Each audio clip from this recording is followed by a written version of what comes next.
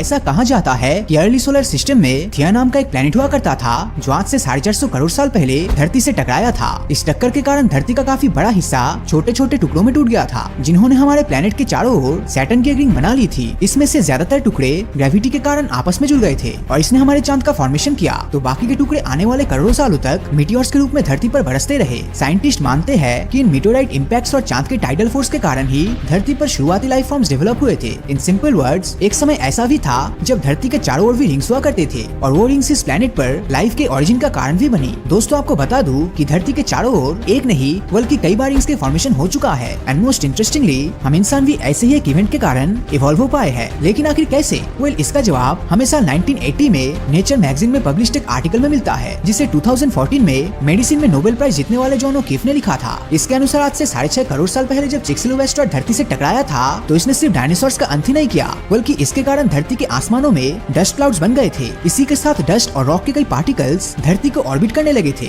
जिन्होंने समय के साथ धरती के चारों ओर रिंग्स का फॉर्मेशन कर लिया था। अब क्योंकि इन रॉक्स में कई सारे मिनरल्स प्रेजेंट थे, तो ये धरती पर आने वाली सनलाइट्स को रिफ्लेक्ट करके वापस भेजने लगे। इससे धरती का टेम्परेचर लगातार कम होता रहा और आज से करीब 3.4 करोड़ साल पहले धरती आइस एज में एंटर हो गई। इस दौरान धरती पर रहने वाले जायंट एनिमल स्पीसीज की कई सारी प्रजाति एक्सटिंक्ट हो गई, तो कई स्पीसीज को डीप ओशन में जाकर छिपना पड़ा। इसके कुछ लाखों सालों बाद धरती की ये रिंग्स मीटियोराइट के फॉर्म में जमीन पर गिरने लगी और इसने धरती की सरफेस में कई चेंजेस किए। आइस एज के बाद जब धरती का टेम्परेचर एक बार फिर गर्म होना शुरू हुआ, तो यहाँ पर जायंट स्पीसीज के नामो निशान तक मिट गया था। अब ये धरती उन एप्स और मैमल्स की थी जिनसे आगे चल के हम इंसान इवॉल्व हुए हैं। तो क्या लाइफ के लिए धरती ने रिंग्स को सैक्रिफाइस कर दिया? वेल, ऐसा कुछ भी नहीं है। 90s के दशक में नासा की जेट प्रोपल्शन लैबोरेटरी ने धरती की सरफेस से करीब 600 किलोमीटर दूर प्लेनेट के चारों ओर पार्टिकल्स की एक थिन बीम ऑब्जर्व की थी, जो धरती को लगातार ऑर्बिट कर रही है। हमारे चांद और सोलर सिस्टम के ऑलमोस्ट सभी ऑब्जेक्ट्स के पास भी ऐसे छोटे आकार के रिंग्स मौजूद है। लेकिन इतने से रिंग सिस्टम में क्या होता है? हमें तो शनि ग्रह जैसी विशाल रिंग्स चाहिए, राइट? तो चलिए अब मैं आपको बताता हूँ कि शनि ग्रह जैसी रिंग्स की चाहत धरती पर रहने वाले इंसानों का क्या हाल कर देगा।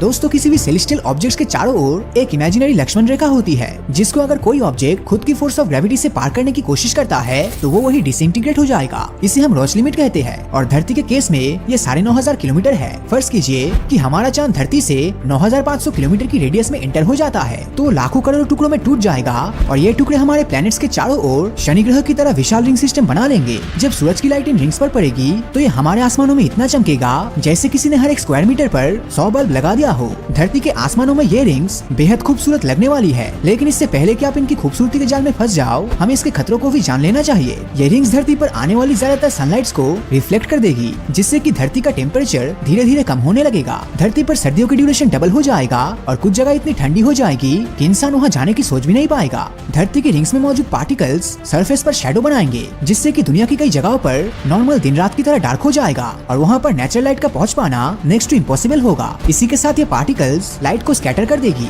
जिससे हमें आसमान हमेशा रेड लाइट कलर का दिखता रहेगा। वीडियो की शुरुआत में मैंने आपको धरती के चारों ओर रिंग्स के फॉर्मेशन के 2 इंसिडेंट बताए थे और दोनों ही इन रिंग्स के कारण धरती पर मीटियोराइट्स गिरे थे। मीटियोर्स को कोई फर्क नहीं पड़ता कि धरती पर इंसान रहते हैं या फिर डायनासोर्स, वो तो जरूर गिरेंगे और इनसे हर दिन कहीं न कहीं तबाही मचती रहेगी। इन मीटियोर्स के गिरने के कारण आसमान में एयरप्लेन्स का उड़ना इम्पॉसिबल हो जाएगा और धरती को ऑर्बिट कर रही करोड़ों डॉलर्स की सैटेलाइट्स भी डैमेज होती रहेगी। ऐसे कंडीशन में धरती के लोगों का इंटरनेट और कम्युनिकेशन सिस्टम पूरी तरह से तबाह हो जाएगा। और तो और अगर हम नई सैटेलाइट्स भेजने की कोशिश करते हैं, तो ये भी रिंग्स के कारण अपनी डेस्टिनेशन पर नहीं पहुंच पाएगी। इसी के साथ स्पेस एक्सप्लोरेशन के हमारे सपने टूट जाएंगे और शायद हम टेलीस्कोप की मदद से दूर अंतरिक्ष को आज की तरह क्लियरली भी नहीं देख पाएंगे। एक शॉर्ट टाइम पीरियड जैसे 50 या 100 सालों के लिए तो हम इस तरह की धरती पर जिंदा रह लेंगे, लेकिन उसके बाद इस ग्रह की कंडीशन इंसानों के लिए रहने लायक नहीं रहेगा और लॉन्ग टर्म में एक बार फिर आइस एज जरूर आएगी, जो धरती के दूसरे जीवों के साथ इंसानों को भी इस प्लेनेट से विलुप्त कर देगा। अब इन सभी बातों को सुनने के बाद क्या आप भी चाहते हैं कि धरती के पास सैटर्न की तरह रिंग्स हो? अपना जवाब नीचे कमेंट करके जरूर बताना।